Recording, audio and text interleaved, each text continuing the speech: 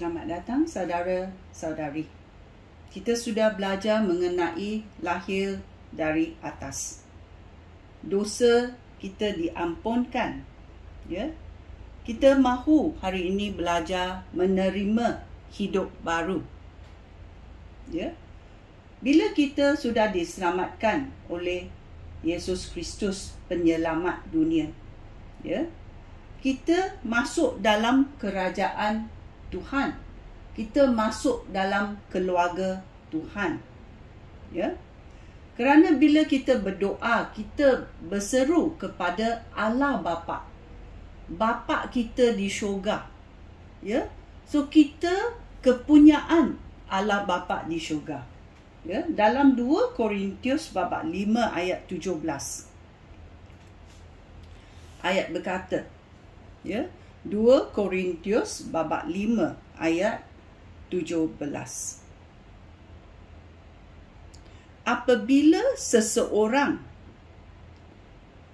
bersatu dengan Kristus, orang itu menjadi manusia baru.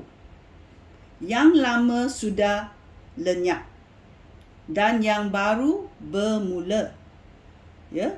So kita tahu hidup kita yang dahulu, yang dalam kegelapan sudah lepas dan kita masuk dalam hidup baru dengan Kristus.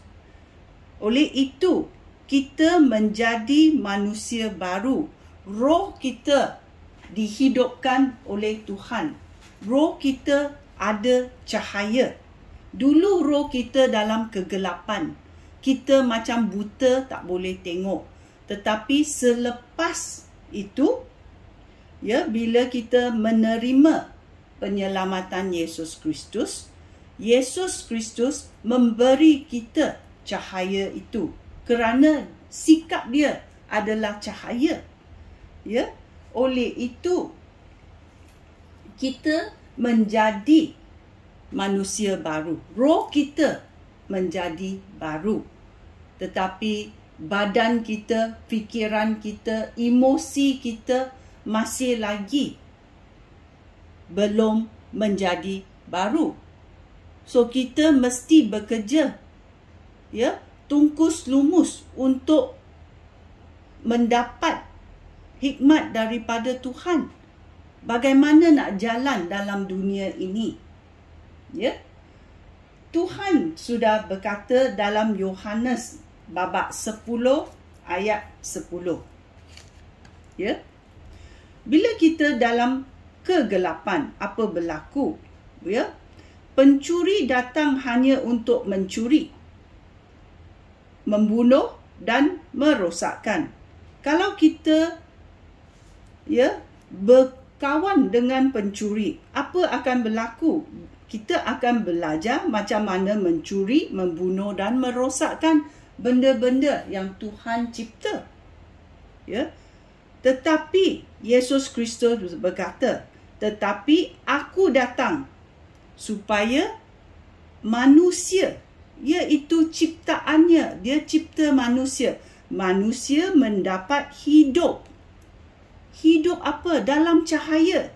Hidup yang kelimpahan. Tuhan ada rancangan yang sangat baik untuk kita semua. Semua berlainan kerana Tuhan boleh memberi kita arahan apa yang dia cipta untuk kita. Tujuan dia untuk kita. Tetapi yang penting kita tahu, Tuhan Yesus datang supaya manusia mendapat hidup, iaitu hidup kelimpahan. Ya, kelimpahan yang baik. Ya. Ada juga penderitaan yang datang, percobaan yang datang, tetapi Tuhan berkata, saya akan bersama kamu sehingga akhirnya. So, kamu tidak mengalami penderitaan seorang diri. Tuhan bersama kamu. Dalam hidup baru ini, Tuhan bersama kamu setiap saat. Ya, kamu mesti berseru kepadanya. kamu mesti tahu dia bersama kamu. Ya. Oleh itu, kita tahu bila kita menerima penyelamatan Yesus Kristus, kita menerima hidup baru. Ya.